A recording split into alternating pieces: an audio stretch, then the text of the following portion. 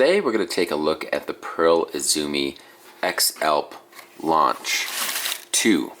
And this is Pearl Izumi's second version of the X-Alp Launch. It came out in 2013 with an original ratchet system.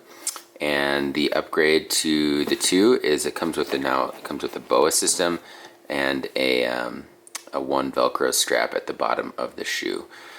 So let's take a look at the details of the X-Alp Launch 2.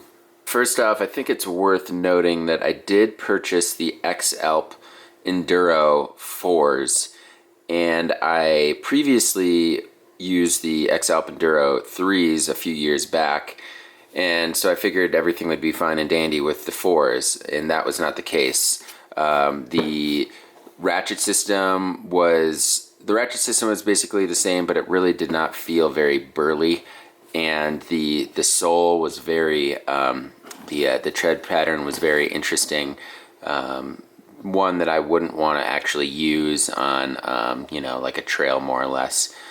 So I ended up with the X-Alp Launch 2s here, and so yeah, let's start with the closure system itself. The closure system is actually pretty cool. I know it's a BOA system, not totally bike packer friendly, but I think this will kind of alleviate some of the issues that bike packers have. A lot of times when you have a regular tongue, it tends to go pick a side to stay on. With this, the BOA closure system actually closes the shoe equally on each side, and I'll show you right now. Where the BOA is placed, it's really kind of neat. You can see that. So it closes the shoe equally on each side, so you won't have that dreaded tongue deal where it goes on either side.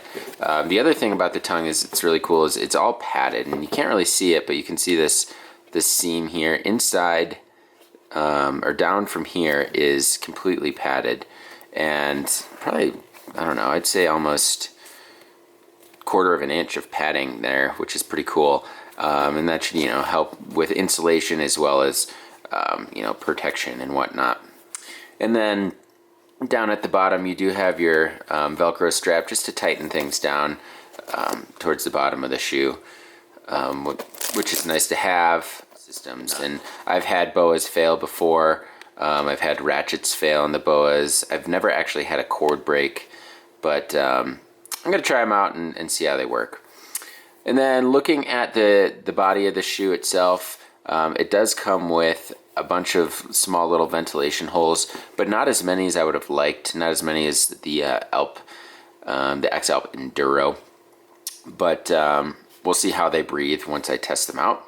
And then up front here you can see there's this really stiff kind of toe box, which is great when you're on a hike-a-bike and you keep stepping your toe one after another, and then you take your shoe off and you see that your toes are your toenails are bleeding underneath there, and it's just a mess. So that should hopefully alleviate that a little bit. It really depends on how swollen your feet get on your bike packing trip.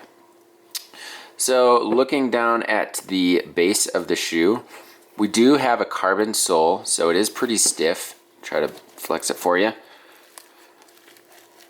But I think the beauty of this pattern here in the sole is it's kind of contoured, so that you can walk without trouble at all. It is stiff, which is great, so you'll have that power transfer that you need. But it still is, it looks like it's, going to be a good walkable bike shoe. And then the tread pattern looks pretty solid as well. I was really excited about the tread pattern. It's spread out enough so that you can shed mud and dirt and sand and all that. But the knobs are deep enough as well that you can definitely grip in some cruddy conditions.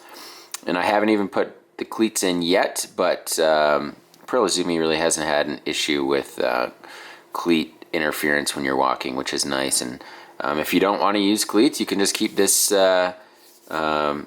this cleat cover in there, and you'll be good to go.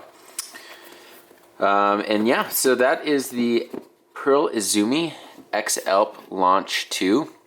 And if you're interested in purchasing one, they will cost you $160, a little bit more than the X-Alp Enduros, but I think you are getting a little bit more in the shoe itself. So for more information, head over to pearlizumi.com, and we'll catch you next time.